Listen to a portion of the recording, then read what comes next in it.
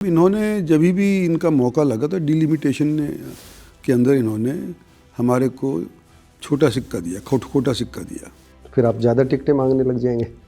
Ticket तो जितनी party देगी मैं तो जितना हो सकेगा अपने नए टीम को, इलाके की नई टीम को तैयार करने का प्रयास करूंगा। तो चौधरी रंजीत सिंह को इन्होंने टिकट दे दी, 80 साल के थे। जी जी। नरेंद्र भाई मोदी की हम सोच रहे थे कि भाई वो 75 साल के बाद कुछ कहेंगे। तब उम्मीद जाग गई जो। तब उम्मीद जाग गई, लड़ने का मंशा है तो लड़ेंगे। मेरी मुख्यमंत्रियों से मुद्दों पे बिगड़ती है। जी जी। पर्सनैलिटी क्लैश की नहीं, तो बराबर के तौर पे तो करें। ये तो हुड्डा साहब के साथ हमारी बिगड़ी थी। जी जी। क्योंकि हमारी वोटों से बन तो गए, सारे एमएलए मेरे खिलाफ कर दिए। रोज़ भाषण दिया करते थे, रोज़ाना अखबार के अंदर वो ज्ञापन दे दिया करते थे कि इंद्रजीत सिंह तो अकेला एमपी है। तो आप कच्चे एमएलए बनाते हो या पके हुए जो आपके शिष्य होते हैं वो कच्चे हो जाते हैं? कच्चे हो जाते हैं। कच्चे हो जाते हैं, किस कारण हो जाते हैं? राव साहब, एक इश्यू आ रहा है पानी का। डॉक्टर अभय सिंह यादव आपकी पार्टी के पूर्व मंत्री हैं, उन्होंने सीधे सीधे ये कहा है कि मैं 20-25 पेज का प्रोजेक्ट लेकर के गया था। राव साहब ने 1-2 पेज पलटे और रख दिया उसको कि यार कोई इंटरेस्ट ही नहीं दिखाया उसमें। क्या कहेंगे आप, क्यों पानी की उनके प्रोजेक्ट्स में आपने रुचि क्यों नहीं दिखाई? और 7,000 चिट्ठियाँ चीफ जस्टिस ऑफ इंडिया को हमारे इस एरिया की तरफ से गई। तो राव साहब ने तीनों को बुला करके फैसला करवा दिया था सन 82 के अंदर। इंदिरा गांधी उस टाइम प्राइम मिनिस्टर हुआ करती थी, उन्होंने भी दस्तखत करे थे। लोग तो ये कहते हैं कि राव साहब अगर मनोहर लाल जी से जाके मिल लें तो ये काम जल्दी हो सकता है। मैं तो मिलने को तैयार हूँ मनोहर लाल जी, मेरी कोई जाति दुश्मनी थोड़ी है। मैं तो उनको मिलकर के कहा हूँ, चिट्ठी भी लिखी है उनको मैंने जी जी। कि आपने गार्डा तक रोक दिया, इसको आगे सरकाओ। तो उन्होंने मेरी बात मानी है और उन्होंने बावड़ तक तो ले आए हैं। देखो, मेरे स्टेज पर आमंत्रित किए प्रधानमंत्री किसी चीज़ का शिलान्यास कर जाएं और फिर उसका क्रेडिट कोई और बाद के अंदर लेना चाहे, मेरी ही उपस्थिति वहाँ पर हो, तो मैं समझता हूँ कि जो प्राइम मिनिस्टर के प्रयास थे वो धूमिल हो जाते हैं। जब बारिश ज़्यादा हो गई, आपका सीवरेज ट्रीटमेंट प्लांट 36 MLD का है, अगर ज़्यादा पानी हो गया, आप मतलब पलक झपकोगे तो ये केमिकल वाला युक्त पानी है, वो एक बार उसको बाईपास करके फिर मसानी के अंदर आ जाएगा। धकेल देंगे कौन जिम्मेदार होगा उसका? जो लोग मेरे को जानते भी नहीं हैं वो बुला करके कहते हैं कि इंद्रजीत सिंह तेरी बेटी बड़ा अच्छा काम कर रही है हेल्थ के लिए। देखो, रामगढ़ भगवानपुर वाले मेरे पास तो आए ही नहीं ना, वो तो मेरे से तो खफा होकर चले गए, धरने पे बैठ गए।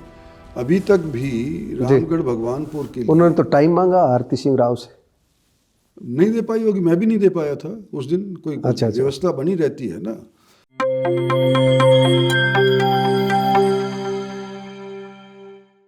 प्यारे दोस्तों, सादर अभिवादन। मैं हूं महेश कुमार वैद और आप देख रहे हैं एनजेपी हरियाणा। दोस्तों, आज केंद्रीय मंत्री राव इंद्रजीत सिंह से कुछ मुद्दों पर बातचीत करने के लिए हम यहाँ पहुँचे हैं।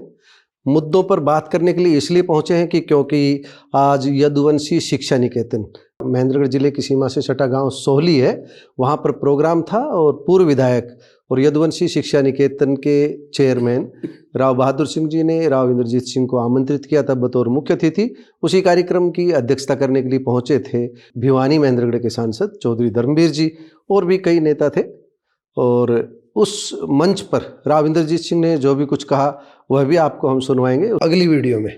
लेकिन कुछ बातें जो वहाँ पर हुई, उनके अलावा भी पिछले 15 दिन से आप जानते हैं अहिरवाल की राजनीति में, दक्षिण हरियाणा की राजनीति में कई मुद्दे उठ रहे हैं। कहीं पानी का मुद्दा उठ रहा है, कहीं एजुकेशन का मुद्दा उठ रहा है, कहीं कोई काम गिनवा रहा है, कोई ये कह रहा है कि काम कम हुए, कोई काम ये कह रहे हैं काम ज़्यादा हुए, कोई राव इंद्रजीत सिंह से उनकी उपलब्धियाँ जानना चाहता है। तो सवाल ढेर सारे हैं, हम सिलसिलेवार उन पे बात करेंगे। सबसे पहले तो राव इंद्रजीत जी, आपने समय दिया, धन्यवाद। वहाँ तो भीड़ में आप नहीं दे पाए, 2 मिनट मांगे तो आपने घर का दे दिया।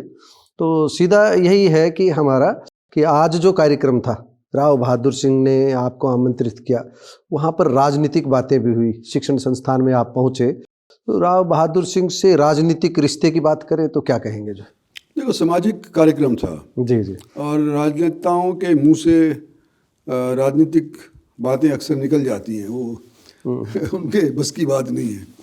तो हालांकि इन्होंने तो सिर्फ अपने 30 सेकंड स्थापना दिवस के ऊपर जी जी मेरे को चीफ गेस्ट के तौर पे बुलाया था और इन्होंने अच्छा काम किया है। 45-44 इनकी संस्थाएं हैं, जी जी हरियाणा में भी हैं, राजस्थान में भी हैं, मैंने सुना है पंजाब के अंदर भी हैं। जी जी। तो शिक्षा का स्तर स्कूलों वहाँ एक बड़ा इशू उठा है, उसको लेकर के मैं बात करना चाहूँगा। वो आप पानी पर कहना चाह रहे थे, किस चीज़ पर कहना चाह रहे थे कि भेदभाव हुआ सरकारों में। सरकार हम बनाते हैं, एक तरह से आपकी जो बातें थी वो ये थी, मेहनत करते हैं, यहाँ से जनप्रतिनिधि चुन करके भेजते हैं और उतना नहीं मिल पाता जितना मिलना चाहिए। तो इसमें क्या पानी का इशू भी शामिल है? नहीं, इसमें पानी का इशू नहीं शामिल था जी। इसमें तो डिलिमिटेशन का मामला था। उस पर तो बात करेंगे हम। हाँ, डिलिमिटेशन का मामला था कि जिन सरकारों को हमने बनाया है, जी जी, चाहे बजलाल जी की होगी, हुड्डा साहब की होगी, इन सरकारों के दौरान बंसीलाल जी की थी, मतलब मेरे बाबूजी के टाइम की बात हो रही है। तो मतलब इन्होंने जब भी इनका मौका लगा था डिलिमिटेशन के अंदर इन्होंने हमारे को छोटा सिक्का दिया, खोटा सिक्का दिया। तो परिसीमन तो आगे भी होना है। आप कितनी पैरवी? आगे भी हम पहले भी पैरवी करी थी। जी जी। अब मैं थोड़ा सा और एक्सपीरियंस्ड हो गया हूँ। ज़्यादा पैरवी करेंगे। उससे ज़्यादा पैरवी करने की कोशिश करूँगा। हमारे 113 विधानसभा, कोई 126 बता देता है, कोई 123, कोई 100। जी जी। बाकी 13 के करीब लोकसभा होंगी। तो उसके अंदर नए लोगों को भी लाया जाएगा। कई हल्के जो रिजर्व्ड हैं वो ओपन होंगे। कोई मेरे ख्याल से ज़्यादा आबादी तो आपके क्षेत्र में बढ़ी है, गुरुग्राम, महेंद्रगढ़, रेवाड़ी एंड फरीदाबाद। महेंद्रगढ़ को छोड़ दे फरीदाबाद, मतलब दक्षिण हरियाणा, या हम ये कहें कि जो ब्रज के साथ सटा हुआ क्षेत्र है फरीदाबाद का, वहीं पर आबादी ज़्यादा बढ़ी है। वहीं पर डेवलपमेंट भी हुई है। जी जी। इंडस्ट्रियल डेवलपमेंट हुई है, तो बाहर के लोग भी वहाँ पर आए हैं। तो ज़्यादा विधानसभा सीटें, ज़्यादा विधानसभा यहाँ बनने की संभावनाएं हैं। लोकसभा भी यहाँ पर भी ज़्यादा बनेंगी औरों की निस्बत। तो उसके अंदर हम पैरवी करेंगे। फिर आप ज़्यादा टिकटें मांगने लग जाएंगे। टिकट तो जितनी पार्टी देगी। मैं तो जितना हो सकेगा अपने नए टीम को, इलाके की नई टीम को तैयार करने का प्रयास करूँगा। जी जी। और मैंने कहा भी है कि अब हम कब तक लड़ाई लड़ते रहेंगे। अब तो हम थोड़ी सी उम्र के अंदर ज़्यादा हो गए, तो नई टीम को तैयार करना जरूरी है। उम्र के अंदर तो ज़्यादा हो गए, लेकिन चुनाव की तो आपने इशारा तो कर ही दिया। 2029 का देखो, पहले मैं ये सोचा करता था कि पार्टी का निर्णय है, तो चौधरी रंजीत सिंह को इन्होंने टिकट दे दी, 80 साल के थे। जी जी। नरेंद्र भाई मोदी की हम सोच रहे थे कि भाई वो 75 साल के बाद कुछ कहेंगे। तो उम्मीद जाग गई जो। तो अब उम्मीद जाग गई, लड़ने का मंशा है तो लड़ेंगे। तो लड़ेंगे जो तो। अच्छा, अभी हम ये बातें जो वहाँ पर भी चली और उसके बाद भी चल रही थी, एक बात सबसे बड़ी जो चलती है आपके बारे में कि मुख्यमंत्री से बिगाड़ लेते हैं, इसलिए काम नहीं होते। आप उसका जवाब भी दे रहे थे। क्या वाकई आपके मुख्यमंत्रियों से बिगड़ जाती है? मेरी मुख्यमंत्रियों से मुद्दों पे बिगड़ती है। जी जी। पर्सनैलिटी क्लैश की नहीं। जी जी।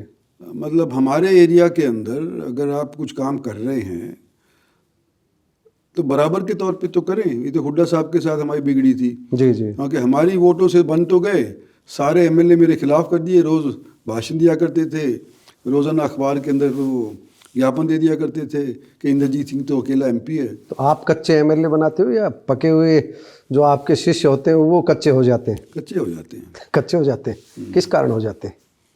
देखो, राजनीतिक बड़ी ऐसी ही चीज़ है जिसके अंदर बाप बेटे का नहीं रहता, भाई भाई का नहीं रहता। तो लालच बड़ी बुरी बला है, तो लालच दे देते हैं, आपसे अलग कर लेते हैं उनको, अलग करने के लिए। अच्छा, काम का जो एक इश्यू आता है, दो इश्यू पर हम बात करेंगे। एक तो पानी का मुद्दा है। देखिए, शुरू से ही पहले तो SYL का मुद्दा काफ़ी सालों से आप सुनते आ रहे हैं। 50 साल 40 साल से एक ही भाषण हुआ। अब वो लोगों ने बंद कर दिया भाषण देना। नहीं तो कहते थे कि यहाँ पर ईख की खेती देखना चाहते हैं हम, धान की खेती देखना चाहते हैं। वह पानी तो आया नहीं, लेकिन नहरी सिस्टम में, नहरी तंत्र में जो पानी आ रहा है उससे कुछ कुछ जगह जल स्तर ऊपर भी आया है। कुछ जगह, 1-2 जगह जहाँ पर जो है पानी डाल दिया गया, फ्लड का पानी जो फालतू पानी आया वो डाल दिया गया ज़मीन में खुदाई करके, वहाँ तो जल स्तर ऊपर हुआ। बाकी तो जो नहरी पानी में जो सिंचाई का हिस्सा आना चाहिए वो हमें अभी तक भी नहीं मिला है। पर पहले तो सिंचाई का हिस्सा इससे भी कम मिल रहा था। जी जी। और क्योंकि हमारी लिफ्ट इरिगेशन स्कीम है। जी जी। पानी कह तो देते थे कि हम हर 25 दिन के अंदर आपको पानी दे रहे हैं, लेकिन पुरानी मोटर होया करती, बिजली कैसा हाल था आपको 10-20 साल पहले आपको पता ही है। जी मिनट मिनट में गुल हो जाया करती थी। तो चढ़ा करके पानी ले जाना था महेंद्रगढ़ के लिए, जी नारनौल के लिए। पानी चढ़ते चढ़ते बिजली चली जाती थी। और सबसे मेन मुद्दा जो पानी चढ़ाने में असफल रहा ये विभाग, अगर उनकी नीयत भी थी जी जी तो वहाँ पर मोटरें नहीं थी। एक पंप हाउस के ऊपर 3-3, 4-4 मोटरें होती हैं। उनमें से एक मोटर काम कर रही होती थी, 3 जली हुई होती थी, एक नाकाम हो वो जाती पंपिंग पूरी होती नहीं तो थी पंपिंग हो नहीं पाती थी। जी और पानी जैसे ही आपने ऊपर चढ़ाया और बिजली चली गई तो जितना चढ़ाया था वो भी वापस आ जाता। वो भी वापस आ गया। तो मेन चीज़ जो हमने बीजेपी की सरकार बनने के बाद हुई और मैंने जो सबसे ज़्यादा बल दिया वो इंजीनियरों से पता किया कि कारण क्या है, वजह क्या है कि ये पानी हमारे यहाँ नहीं पहुँचता। तो उनका जी ये मशीनरी पुरानी हो गई है, इसको आप बदलवा दो, नई मोटर लगवा दो, बड़ी मोटर लगवा दो। तो 140-42 करोड़ का 143 करोड़ 143 करोड़ का हमने हरियाणा सरकार से सैंक्शन करवाया। मैं बीच में एक बात काटना चाहूँगा। इस विषय में एक बात आ रही है, आपकी पार्टी के एक नेता, मैं कोई नाम नहीं ले रहा, ये कहते हैं आमतौर पर कि इस विषय में हमने ज़्यादा बड़ी पहल की। ये भारतीय जनता पार्टी की सरकार ने दिया, मनोहर लाल ने दिया, आप लोगों ने पैरवी की। पानी की जो मोटरें यानी कि जो संयंत्र थे, जो उपकरण थे, जो मोटरें ठीक हुई, जो गाद छटाई हुई, यानी 143 करोड़ का जो प्रोजेक्ट था, उसका श्रेय किसे दिया जाए? अब श्रेय कोई भी मांग सकता है, सरकार ने तो पैसा तो खर्च ही कर दिया ना। जी जी तो पहली योजना के अंदर अभय सिंह तो मंत्री नहीं थे। जी जी जब हमने ये 143 करोड़ तजवीज़ करवाया था जी जी उस टाइम के ऊपर ये मंत्री नहीं थे, सिर्फ एमएलए थे। जी, ओम प्रकाश मंत्री हुआ करते थे। जी तो 14 से लेकर के 19 तक का अगर हम हवाला भी दें तो ओम प्रकाश को मिलना चाहिए, जी जी क्योंकि ये पानी जो आया था या मोटरों का पैसा जो खर्च हुआ था 15 या 16 के अंदर ऐसे कुछ हुआ था। तो उस टाइम ओम प्रकाश मंत्री थे और उनका जब वो हुआ था उसका नाम भी लगा हुआ है वहाँ पे। जो ये जो महेंद्रगढ़ कनाल है, जी जी महेंद्रगढ़ कनाल से जो डिस्ट्रीब्यूटरी आती है फिर आगे बढ़ जाती है नारनौल डिस्ट्रीब्यूटरी और टेली डिस्ट्रीब्यूटरी, तो उसके अंदर जो पत्थर लगाया गया था उसके अंदर मेरा नाम है, खट्टर साहब का नाम है, ओम प्रकाश का नाम है। तो उसका क्रेडिट अभय सिंह 19 और 24 के बीच में जब वो मंत्री थे उस टाइम वो क्रेडिट लेना चाहें तो मुझे नहीं पता कि सही है कि नहीं। राव साहब, एक इश्यू आ रहा है पानी का। डॉक्टर अभय सिंह यादव आपकी पार्टी के पूर्व मंत्री हैं, उन्होंने सीधे सीधे ये कहा है कि मैं 20-25 पेज का प्रोजेक्ट लेकर के गया था। राव साहब ने 1-2 पेज पलटे और रख दिया उसको कि यार कोई इंटरेस्ट ही नहीं दिखाया उसमें। क्या कहेंगे आप, क्यों पानी की उनके प्रोजेक्ट्स में आपने रुचि क्यों नहीं दिखाई? सरासर झूठ। अच्छा, इस तरह की कोई बात है? मेरे कोई बात ही नहीं हुई इस तरह की। और 5 पन्ने का लो, 10 पन्ने का लो, पानी के मुताबिक मेरा तो बड़ा ओपन स्टैंड रहा है, शुरू से ही रहा है।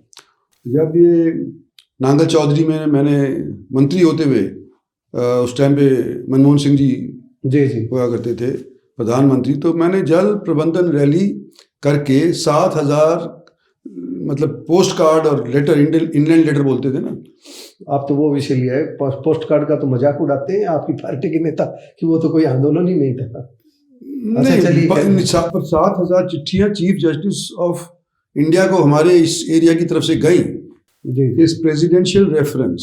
तो ये हमने उनको मतलब जगाने के लिए कोशिश करी, क्योंकि कांग्रेस सरकार की तो ये सूत बैठ रही थी कि सुप्रीम कोर्ट के दाने में खड़ा कर देंगे और फिर हमारे से बला टली। तो इसलिए एक तो ये बिल्कुल गलत है कि मेरा रवैया सकारात्मक नहीं रहा है पानी यहाँ पर लाने के प्रति, क्योंकि मैंने ये रैली भी करी थी, पोस्ट कार्ड भी भिजवाए थे चीफ जस्टिस को। और ये मेरे अकेले की बात नहीं है। मेरे पिताजी जब थे सिंचाई विभाग के मंत्री थे 82 के अंदर, इंदिरा गांधी की सरकार में थे वो, और भी महकमे थे। तो 3 चीफ मिनिस्टर हुआ करते थे। भजनलाल हुआ करते थे हरियाणा के, माथुर साहब हुआ करते थे राजस्थान के, और शिवचरण माथुर हुआ करते थे राजस्थान के, और दरबारा सिंह हुआ करते थे पंजाब के चीफ मिनिस्टर। ये तीनों उसी जमाने के लोग थे जो राव साहब के साथ दोस्ती समझते थे। तो राव साहब ने तीनों को बुला करके फैसला करवा दिया था सन 82 के अंदर। इंदिरा गांधी उस टाइम प्राइम मिनिस्टर हुआ करती थी, उन्होंने भी दस्तखत करे थे वो तो फोटो भी पुरानी है। तो ये है। मतलब जितने भी फैसले हमारे फैमिली ने करवाने की कोशिश किए हैं, ये तो लोगों को तो याद है ना। और वो बाद के अंदर उसी को पंजाब ने असेंबली ने रद्द किया। एक असेंबली 3 असेंबलियों के या 3 चीफ मिनिस्टर के हस्ताक्षर को रद्द नहीं कर सकती। वो तो कोई भी वकील एक तरफा इन्होंने कैंसिल कर दिया। और वही तो उन्होंने सुप्रीम कोर्ट में डाला फिर जी कि भाई क्या ये पंजाब कर सकती है कि नहीं कर सकती है। पंजाब जल समझौता निरस्तीकरण अधिनियम, हाँ वो उसको लेकिन सारी पार्टियां साथ थी उसमें, सारी पार्टियां साथ थी उसके अंदर। पंजाब वाली हाँ पंजाब कांग्रेस भी थी, पंजाब भाजपा भी थी, सारी थी, सब थी, कम्युनिस्ट भी थे उसके अंदर। कम्युनिस्ट भी थी। तो इन्होंने मतलब वो तो गलत किया उन्होंने, और हमारे हक में उसके बाद जब भी फैसले हुए हैं हरियाणा के हक के अंदर ही हुए हैं। पर ये जो मतलब आप कह रहे हो कि मेरे पास कोई आया और मैंने उसके अंदर रुचि नहीं दिखाई, ये तो सरासर गलत है। चलिए अब गुरुग्राम, रेवाड़ी और महेंद्रगढ़ तीनों जगह के जो बड़े इश्यू उन पे छोटी छोटी एक एक लाइन की बात करते हैं। कई बार आपका जवाब भी आ चुका है। RRTS का जो प्रोजेक्ट है सराय काले खां से बावल तक तो हो गया, चिट्ठी भी आ गई। अभी आप बार बार कहते हैं कि उसको SNB मीन्स शाजापुर नीमराना बहरोड का ज्वाइंट स्टेशन जो बनना है उसका नाम है, कि वहाँ तक हमारे प्रयास चल रहे हैं। ये प्रयास 11 साल से चल रहे हैं, एक पिलर नहीं है ना। अभी एक बार तो हमने खबर भी दिखा दी कि कैबिनेट की बैठक हुई, किसी ने सूचना दी, हालांकि उस खबर पर अभी तक मोहर नहीं लगी है। मेरे ख्याल से अभी तक तो कैबिनेट में उस प्रस्ताव को पारित भी नहीं किया है। मेरे ख्याल से बावल तक भी जो प्रस्ताव है हाँ उस पर अभी कैबिनेट का मोहर नहीं लगी है, लेकिन खट्टर साहब ने कह दिया कि हमने ये फाइल चला रखी है। कह तो रहे, लेकिन 2 बातें हैं उसमें कि DPR डिटेल्ड प्रोजेक्ट रिपोर्ट, जो DPR जो है उसको स्टेट ने तो मंजूरी दे रखी है, लेकिन केंद्र ने जब तक DPR कोई मंजूरी नहीं देगा, केंद्र जब तक DPR कोई मंजूरी नहीं देगा तब तक बनेगी कैसे। तो इस दिशा में आपके क्या प्रयास चल रहे हैं? नया वर्ष 2026 आ चुका है, शुरू हो चुका है। देखो पहले तो मैं बताऊं कि ये जो इतना विलम्ब हुआ है ना जी, हम हरियाणा सरकार को या केंद्र सरकार को इसका जिम्मा नहीं दे सकते। असली इसके अंदर जो गलती करी है वो दिल्ली सरकार ने करी है। आप सरकार ने अपने हिस्से का पैसा वो नहीं देना चाहते थे। कोर्ट ने जब उनको कहा है कि भाई अपने हिस्से का पैसा दो, दिस इज पब्लिक इंटरेस्ट का मामला जी, तो उन्होंने अपनी दिल्ली सरकार का पैसा देना मंजूर किया था। उसके बाद ये चालू हुआ कि ये सारा का सारा। तो पहले तो इसको हम बहरोड तक ले जाना ना, इसके शाहजहाँपुर बॉर्डर तक जी और नीमराना तक ले जाना चाह रहे थे जी, लेकिन जब मंजूरी मिली तो धारवाड़ तक की मंजूरी मिली। ये कहा गया कि इसके ऊपर ट्रैफिक नहीं है, मुनाफा नहीं हो पाएगा, लेकिन मैं समझता हूँ कि शायद सच नहीं है। ट्रैफिक इसके ऊपर काफ़ी अच्छा खासा लोग तो ये कहते हैं कि राव साहब अगर मनोहर लाल जी से जाके मिल लें तो ये काम जल्दी हो सकता है। मैं तो मिलने को तैयार हूँ मनोहर लाल जी, मेरी कोई जाती दुश्मनी थोड़ी है। मैं तो उनको मिलकर के कहूँ, चिट्ठी भी लिखी है उनको मैंने जी कि आपने गारडा तक रोक दिया, इसको आगे सरकाओ। तो उन्होंने मेरी बात मानी है और उन्होंने बावल तक तो ले आए हैं जी, पर बावल से नीमराना तक जाना वो भी बकाया है, वो बकाया। बावल से रेवाड़ी जाना तो ये तो आगे तो भूपेंद्र यादव को पैरवी करनी उनको भी चाहिए, खुद को भी जो नहीं, हम नहीं, कोई भी कर सकता है इसके अंदर। भारत सरकार के अंदर मनोहर लाल जी खुद मंत्री हैं जी, उनको तो क्या कहना है। ये तो भजन लाल जी भारद्वाज जी जो चीफ मिनिस्टर ने, पैसा उन्होंने देना है ना जी। हरियाणा बॉर्डर से लेकर के और नीमराना तक का जितना पैसा खर्च होगा हाँ वो राजस्थान सरकार देगी, तो वो तो दे देंगे, उसमें कोई दिक्कत नहीं है। अगर कैबिनेट अपनी तरफ से अप्रूव कर देती है तो वो तो भागे भागे करेंगे। चलिए RRTS का हुआ। दूसरा मेट्रो का विस्तारित चरण की हम बात कर रहे हैं। 5,500 करोड़ रुपए की परियोजना का शिलान्यास प्रधानमंत्री नरेंद्र मोदी उसी दिन कर गए थे जिस दिन माजरा एम्स का हुआ था। उसके बाद भूमि पूजन हुआ। भूमि पूजन में मनोहर लाल जी पहुँचे, राव इंद्रजीत जी वहाँ नहीं पहुँचे थे। तो ऐसा माना गया कि राव इंद्रजीत जी जानबूझ करके नहीं आए। क्या वजह रही, आप पहुँचे क्यों नहीं है? परियोजना आपके संसदीय क्षेत्र की थी। देखो मेरे स्टेज पर आमंत्रित किए प्रधानमंत्री किसी चीज़ का शिलान्यास कर जाएं और फिर उसका क्रेडिट कोई और बाद के अंदर लेना चाहे, मेरी ही उपस्थिति वहाँ पर हो, तो मैं समझता हूँ कि जो प्राइम मिनिस्टर के प्रयास थे वो धूमिल हो जाते हैं। मतलब एक तरह से नरेंद्र मोदी जब कर गए तो उसके बाद जरूरत नहीं थी, जो ये सोच करके आप ये सोच करके नहीं आया। अच्छा, तीसरा एक रेवाड़ी का बड़ा इश्यू है, इंटर स्टेट इश्यू है। हम 20 साल से इस इश्यू को देखते आ रहे हैं, सुनते आ रहे हैं। पिछले दिनों नितिन गडकरी के साथ आप भी थे, केंद्रीय मंत्री भूपेंद्र यादव भी थे, राव नरबीर सिंह भी थे, बैठक हुई, लेकिन ये सॉल्यूशन हो नहीं पा रहा है। धारवेड़ा का जो ढलान वाला क्षेत्र है, उसी में भिवाड़ी का जो प्रदूषित पानी है वो आ रहा है। लोग परेशान हैं, धारवेड़ा की हालत बदतर है। वहाँ जो सैकड़ों गांव हैं जो धारवेड़ा और आसपास के हैं, वहाँ का सारा भूमिगत जल भी प्रदूषित हो चुका है। उसको लेकर के आपकी जो बैठक हुई, उस बैठक से क्या उम्मीद कर रहे हैं और बैठक का जो खास फैसला है वो क्या है? उसमें दो चीज़ें हैं। राजस्थान का पानी हमारे आ रहा है, इसमें कोई दो राय नहीं है। जी जी। गंदा आ रहा है, इसमें भी कोई दो राय नहीं है। नेशनल ग्रीन ट्रिब्यूनल तक इनको फटकार लगी है। 36 MLD का जी ये भिवाड़ी के अंदर जी जी सीवरेज ट्रीटमेंट प्लांट लगा रहे हैं। जी पहले कहा था कि दिसंबर में लगा देंगे जी भूपेंद्र जी ने, फिर वो दिसंबर की डेट लंघ करके अब यूँ कह रहे हैं कि जी हम मार्च तक इसको लगा देंगे। तो 15 मार्च तक मैंने कहा जब भी अगर आप इसको उद्घाटन करो तो हमें भी बुला लेना, हमको तसल्ली तो हो जाए। जी जी तो कहने का इनका तो ये है कि ये पानी राजस्थान तक ही रहेगा, उसको साफ़ करके हम राजस्थान के अंदर लोगों को सिंचाई के लिए दे देंगे। मैंने जो मुद्दा उठाया था कि चलो आप सीवरेज का तो कर देते हो, कभी जब बारिश ज़्यादा हो गई, आपका सीवरेज ट्रीटमेंट प्लांट 36 MLD का है, अगर ज़्यादा पानी हो गया, आप मतलब पलक झपकोगे तो ये केमिकल वाला युक्त पानी है, वो एक बार उसको बाईपास करके फिर मसानी के अंदर आ जाएगा, धकेल देंगे जो धकेल देंगे, कौन जिम्मेदार होगा उसका? तो ये अभी मुद्दा अभी रह गया है।